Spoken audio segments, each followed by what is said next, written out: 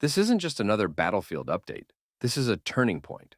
In a 75-minute call, Vladimir Putin told Donald Trump he would very strongly have to respond to Ukraine's daring drone strike that destroyed more than 40 Russian warplanes, including nuclear-capable bombers. So, what was said on that call? Why did Trump delete his post? And are we now inching closer to a global crisis? Let's break it down.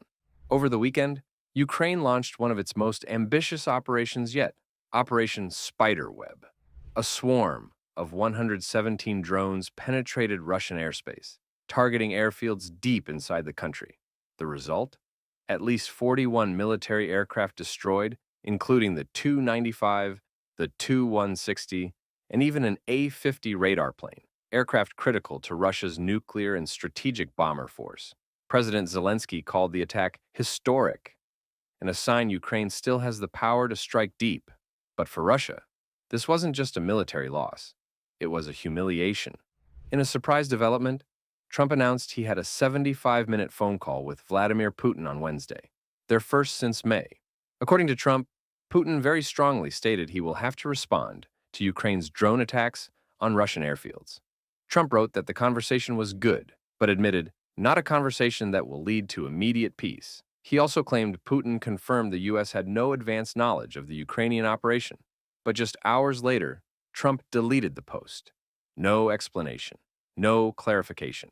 So, what happened? According to Kremlin officials, Putin told Trump that peace talks with Ukraine in Istanbul have been useful, but Ukraine's President Zelensky isn't buying it. He accused Moscow of using diplomacy to stall for time and avoid more sanctions. Zelensky said, Russia is giving the finger to the entire world, to all those who still hesitate to increase pressure. Zelensky also claimed that Russia offered a fake ceasefire just to collect bodies, calling it a sham tactic. But despite his frustration, Zelensky left the door open saying, I'm ready to meet Putin, Trump, Erdogan any day if it helps bring peace.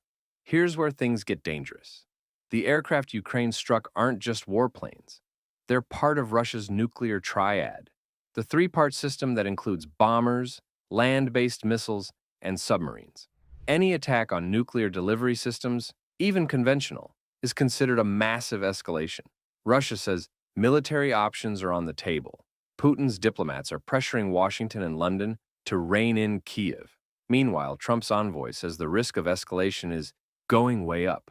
Let's be clear, this isn't just about Ukraine anymore. This is about global security and whether world powers can stop this from spiraling. Right now, the world sits at a crossroads. Will Russia retaliate with force or restraint? Can Trump or anyone else revive serious peace talks? And is Ukraine's strategy winning hearts or raising stakes too high? One thing is clear, the war is evolving, and the next move, from Moscow, Kyiv, or Washington, could define what happens not just in Ukraine, but across the globe. Do you think Putin is bluffing or preparing something big? And should Trump be involved in talks like these?